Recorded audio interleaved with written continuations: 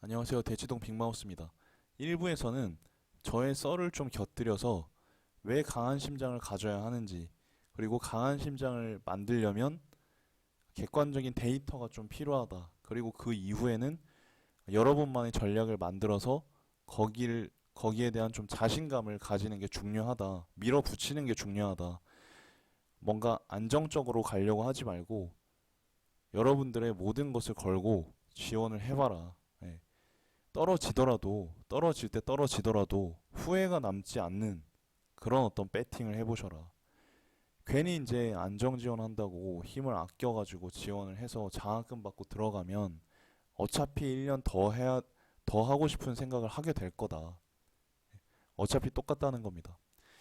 자, 그래서 이번 2부에서는 그렇게 이제 강한 심장을 토대로 다소 무리한 배팅을 했을 때 과연 이게 될 것이냐.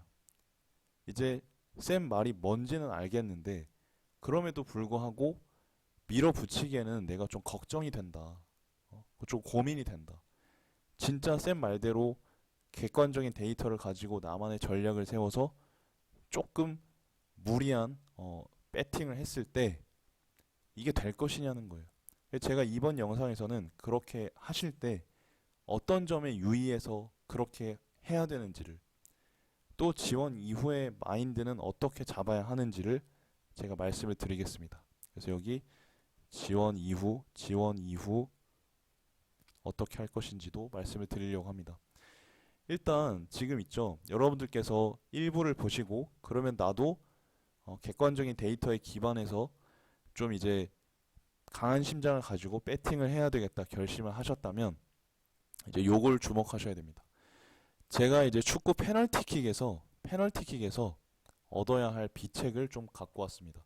그러니까 저 같은 경우도 이 수능에서 한번 배팅을 한 이후로 저도 그렇게 해서 배팅을 했었거든요.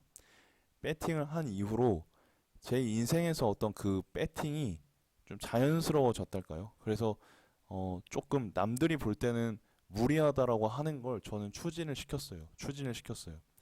나중에 썰도 풀어볼 건데 제가 이제 사범대 나왔잖아요. 사범대 나온 경우는 임용고사를 봐서 학교로 들어가는 게 제일 좋은 거예요. 사범대생 생각에는. 그러니까 그 학원 강사로 간다라고 했을 때는 좀 과장되게 얘기해서 제 인생은 나락인 거야. 나락 간 거야. 그게. 외부에서 어떻게 보건 간에 일단 내부의 시선은 쟤는 끝났다. 별로다 이거야. 근데 저는 그때 과감하게 좀 배팅을 했어요. 예. 어차피 임용시험 붙들고 늘어져 있어 봤자 이거 안 된다. 그렇다고 이제 학원 강사로 가려고 했는데 이 길도 만만치가 않아 보니까. 내부에서는 학원 강사를 무시하고 얕잡아 보지만 막상 나와 보니까 밖은 정글이야. 예.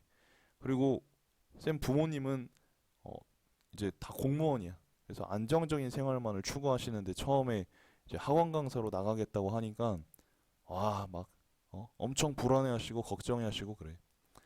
근데 제가 이 수능 때 이렇게 배팅해본 이력이 있기 때문에 이번에도 그때도 배팅을 해보기로 결심을 했어요. 그래서 부모님한테 저는 학원 강사로 나가서 한번 모험을 해보겠습니다. 요즘 시대에는 어차피 안정적인 직장이라는 게 없지 않습니까? 제가 한번 해보겠습니다. 라고 해서 나왔습니다.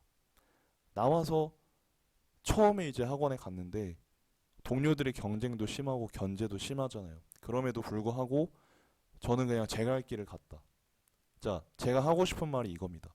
1부에서도 그렇고 2부에서도 그렇고 여러분들이 정말 객관적인 데이터를 기반으로 최선을 다할 준비가 되셨다면 그냥 여러분들이 여러분들의 길을 가면 된다. 페널티킥에서도 그걸 말해주고 있어요. 그러니까 이제 브라질 축구 이제 세계 최강 하면 떠올리는 나라가 이제 브라질이잖아요. 브라질의 축구 데이터 분석가가 있습니다.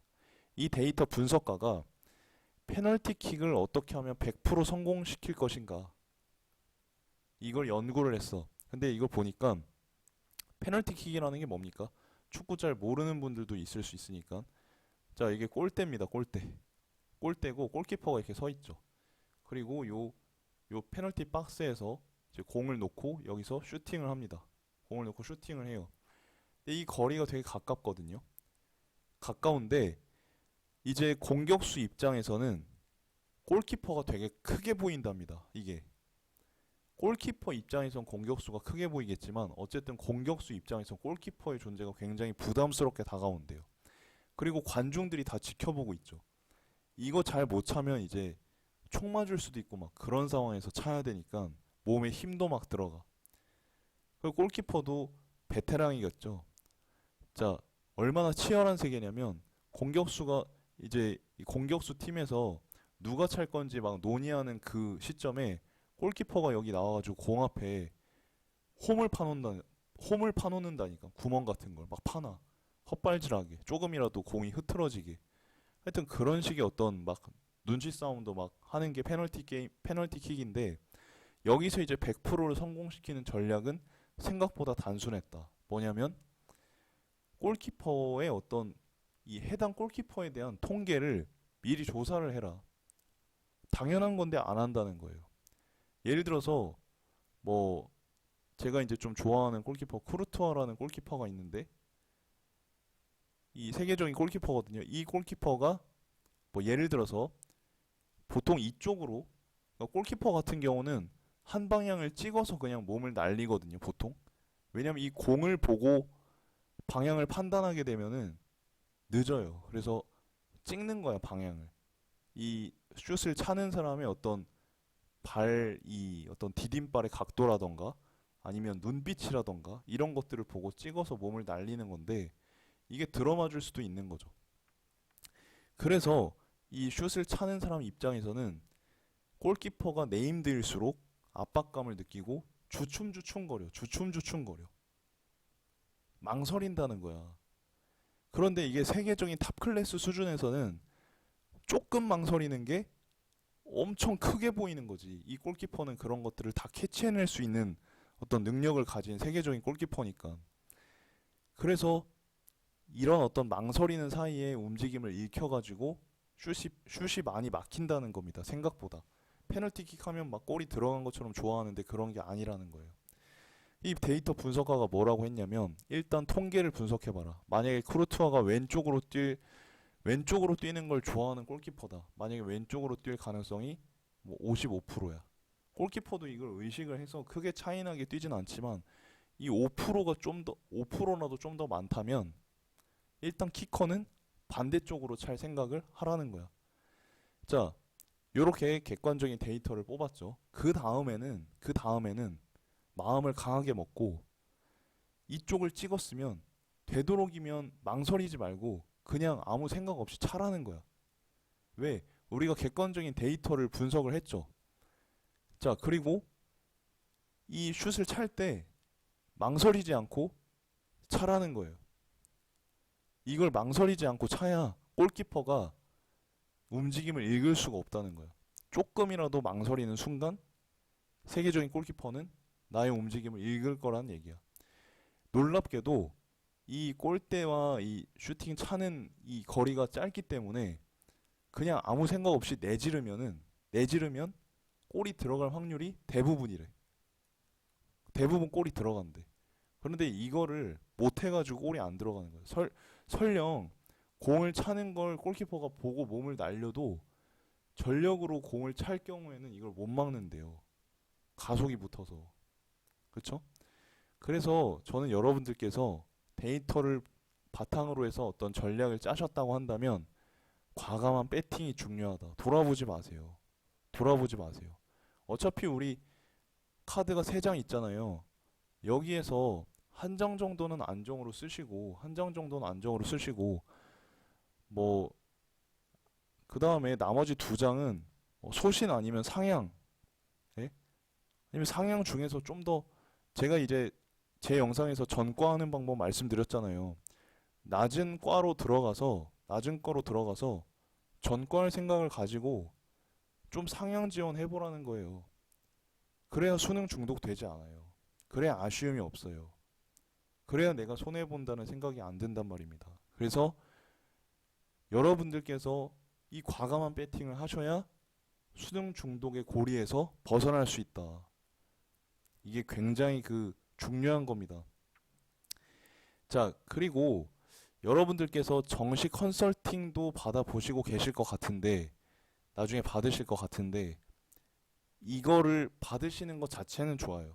받으시는 것 자체는 좋은데, 받고 나서, 만약에 이제 ABC 전문가 세 분께 이제 정시 컨설팅을 받았다라고 했을 때, 이 각각의 말에 휘둘리시면 안 돼요. 이걸 종합을 해서 내가 돈을 내고 컨설팅을 받긴 했지만 반드시 내가 내 것으로 만들고 나의 전략을 스스로 결정해야 됩니다. 결정. 이 세 분 거를 조금씩 섞어서 이제 나의 것을 만들던지 아니면 한 사람께 맞다고 생각되면 이 사람 거를 믿던지 혹은 여러분들께서 제 영상이나 다른 분들의 영상을 보시고 여러분들만의 전략을 짜셨다라고 한다면 그걸 밀어붙이셔야 된다는 거예요. 밀어붙이셔야 된다. 아시겠죠?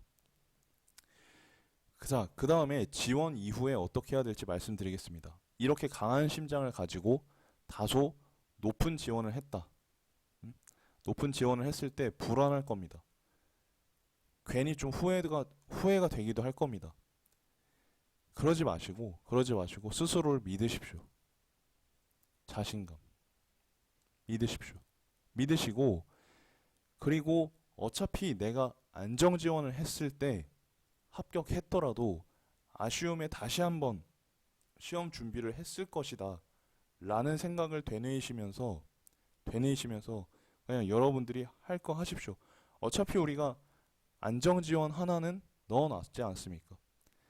하향 지원 이런 건 하지 마십시오. 되도록이면. 예, 나중에 후회합니다. 그래서 안정 지원 하나 넣으시고 나머지는 좀 소신 중에서도 좀 상향, 나머지는 좀 더 상향 이렇게 해서 배팅 하시고 그 이후엔 여러분의 선택을 믿으시고 여러분들이 할 거를 하고 계셔라.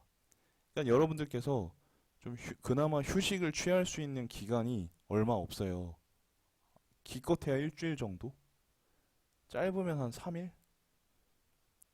이 기간조차도 걱정하면서 지내면 너무 아깝다는 얘기입니다. 아시겠습니까? 그래서 여러분들께서 이러한 점들을 잘 숙지하셔가지고 마음 편하게 일단은 최종 그 정시 수능 성적표가 나오는 날까지는 여러분들께서 조금 편하게 계시고 그 이후에는 이러한 점들을 고려하셔서 지원하신 이후에는 여러분들 할 걸 하시면 된다. 결과가 나오지 않았는데 미리부터 걱정할 필요 없어요. 아시겠죠? 다음 영상에서는 또 제가 다른 부분에 대해서 검토를 해보고 여러분들께 도움이 될 만한 영상으로 올 테니까요. 기대 많이 해주시고 계속 함께 해주십시오. 감사합니다.